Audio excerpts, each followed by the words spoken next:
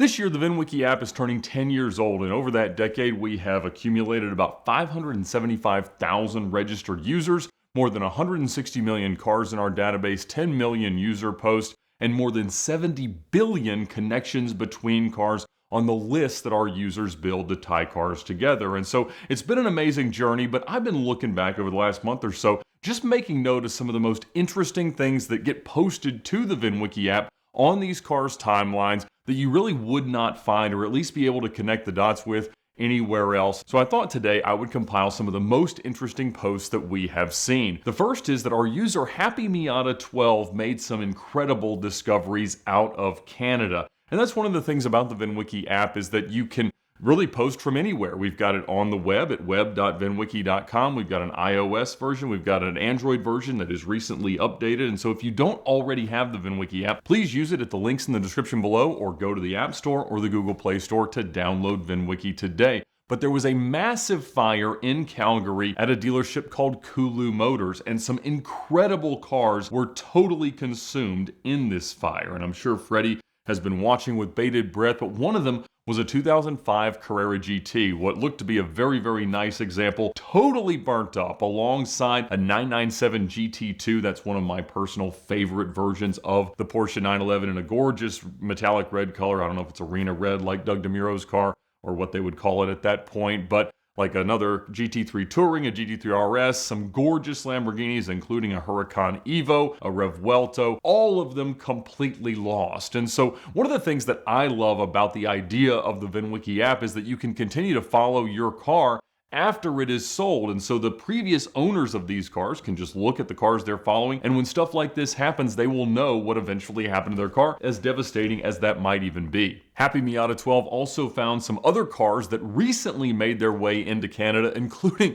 a McLaren 720S in Napier Green that was absolutely destroyed based on prior posts to the VINwiki app from Copart listings in the accident. The car had been hit really, really hard, and it showed up for sale, visually at least, repaired and retail ready for the market. Also, Supercar Ron's SF90, which he posted a lot about, has also made its way up to the Calgary area and is for sale again. A really unique livery, unique set of wheels. That car had been previously damaged in a way that obviously wouldn't show up on Carfax or AutoCheck because it was reasonably minor, but future users will be able to look back and say, okay, this is why that corner of the car will have needed to be painted. He also had what I think is probably our greatest discovery of this month, and that is that the Stefan Ericson Ferrari Enzo that we've talked a lot about here on VINwiki, that was very publicly cut in half in a crash on PCH and then rebuilt, really just had its VIN put onto a brand new Enzo at the factory in black over red. That car has been overseas for a while, and it is now back in North America in Canada. He spotted the car. It is looking great. You'd never know that it had crashed, because in fact that car didn't crash. They just really threw that part away.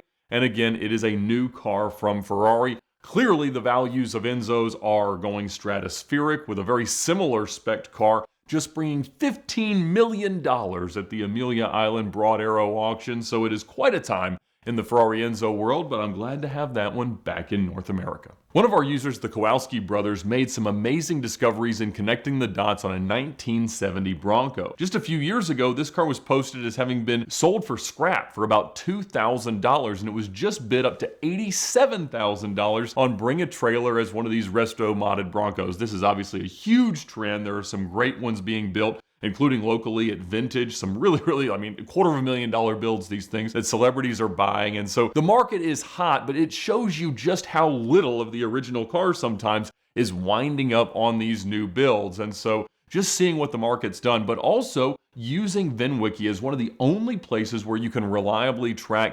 pre-1981 cars that don't have conforming 17-digit VINs like a 1970 Bronco, to connect those dots together, keep track of its history, and then see what happens down the road. So our users can post to all these newer cars, of course, by the VIN or by the license plate, but if it is a non-US car that doesn't have a check digit to validate the VIN, or a pre-1981 car with a short VIN, the app still works. One of our users from Huntington Beach, California, Spencer Kendrick, was able to connect some dots with a 2017 Toyota GT86 that he's been spotting around town, but then saw show up on the news in a DUI evasion police chase where the car was crashed meaningfully. I think everybody was okay in that one, but it's wild when you see a car you've spotted around town show up on the news, and thankfully it had some identifying stickers, but also once it eventually showed up on the Copart auction, he could connect the VIN, connect the dots, and tell the car's entire story from birth until its ultimate demise. Through following the cars that I've sold in the past on the VINwiki app, I got some incredible news this month. I saw that my Ferrari 612 from Supercar Rentals, the exotic car rental company I had in college, is now in Bulgaria, and it is now fixed. Now, this car sold through a Copart auction. I was devastated to miss it. I think it sold for about 38 grand, but then it went into Ukraine. The buyer was from Ukraine. It went over there. He moved it into Bulgaria for repairs. I think it ran and drove, but it did need a laundry list of things. And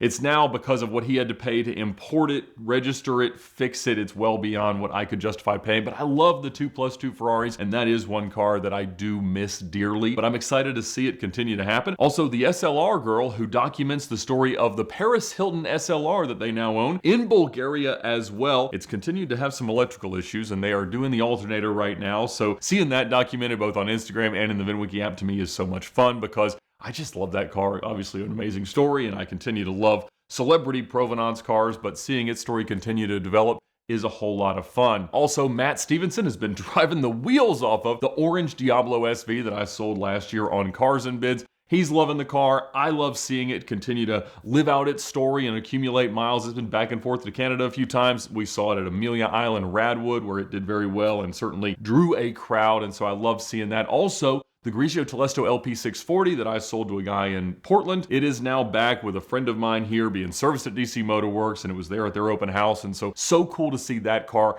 continue to be used and now back in the family.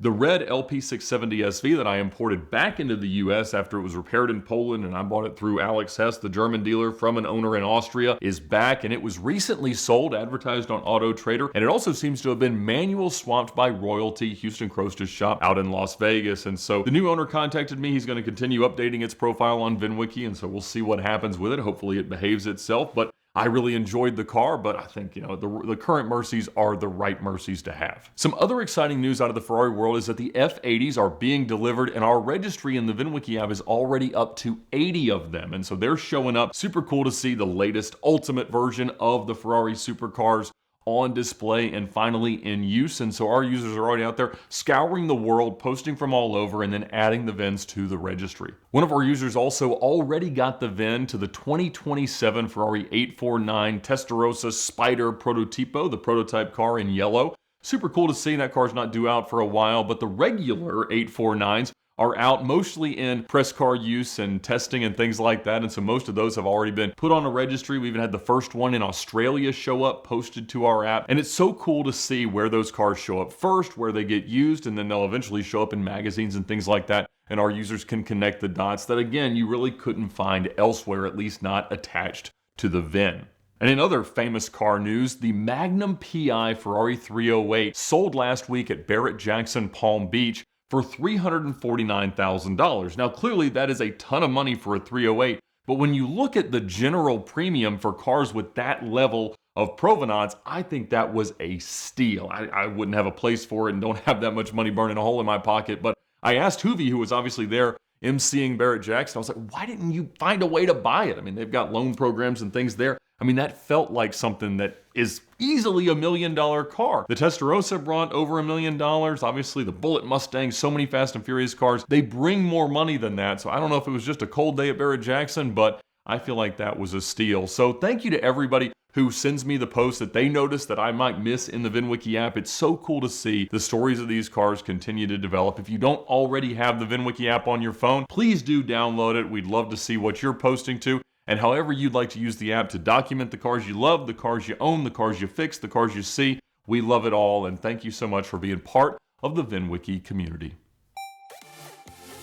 This month of VINwiki content is brought to you by Bridgestone, and the most exciting tire from Bridgestone right now is the brand new RE71RZ. That's their extreme max performance summer tire that is championing pole position. It's built for the grassroots motorsports crowd and offers much better on-track wear patterns than we saw out of the amazing RE71RS that it is now Replacing it uses Bridgestone's enlightened technology to deliver long-lasting performance and much more responsive control.